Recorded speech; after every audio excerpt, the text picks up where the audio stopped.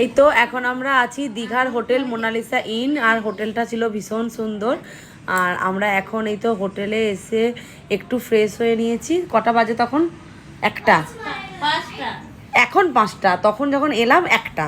তো 1টার সময় করে এসে একটু ফ্রেশ হয়ে 2টো নাগাদ আমরা এখন নিচে যাচ্ছি। নিচে গিয়ে আগে খাবার দাবার খাবো, কারণ সকাল থেকে কিছুই খাওয়া হয়নি।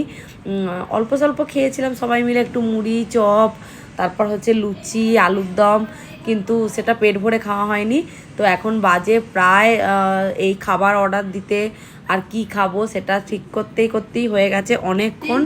এখন বাজে 3টে, আর 3টের সময় এই তো খাবার অর্ডার করেছি, ভেজ থালি, আর তার সাথে একটা করে নিয়েছিলাম ডিমের ঝাল।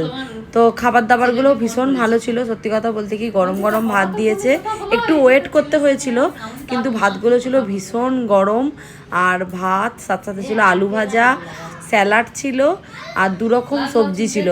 একটা ছিল মাছের মাথা দিয়ে পুঁই শাকের তরকারি, আর একটা ছিল আলু আর পেঁপে আলু দিয়ে সোয়াবিন দিয়ে একটা তরকারি, ডাল, তার সাথে ছিল ডিমের ঝাল। তো খাবার দাবারগুলো ভীষণ ভালো ছিল। লাস্টে ছিল অবশ্যই, যেটা না বললেই নয়, তার সাথে ছিল আমের চাটনি। সত্যি কথা বলতে কি খাবার দাবারটা ছিল ভীষণ ভালো লেগেছিলো। আর সারাদিনের পর এই দুপুরে বাঙালি ভাত পেয়েছে বলে কথা, আর কি থাকা যায়। তৃপ্তি ভরে 1 থালা ভাত সবাই মিলে খেলাম। 1 থালা ভাত বলতে 12টা প্লেট অর্ডার হয়েছিল, আমরা 13 জন ছিলাম বাচ্চা নিয়ে। তো 12টা প্লেট নিয়েছিলাম। খাওয়া দাওয়া সব কমপ্লিট করে এখন একটু বিচের ধারে যাব। আর এখন বিকাল 5:30 বাজে। গলার ভয়েস ওভার শুনে বুঝতেই পারছো যে গলার কতটা অবস্থা খারাপ। তো যাই হোক, মানে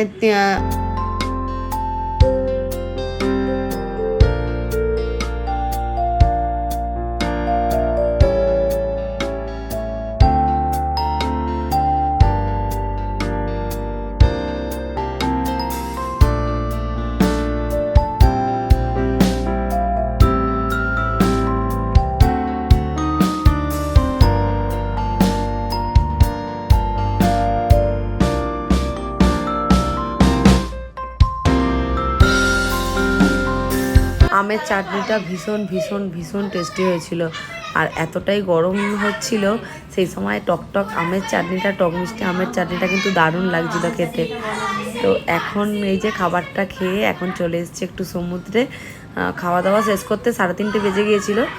তারপরে সমুদ্রে এসে দেখছি বাবা এত গরমের মধ্যেও কত ভিড়, প্রচুর মানুষ আছে। তো যাই হোক, এখন আমরা জল দেখে প্রথমে ভেবেছিলাম চান করবো না, জাস্ট একটু পা ডোবাবো, তারপরে মানে রুমে চলে যাব, রুমে গিয়েই স্নান করব।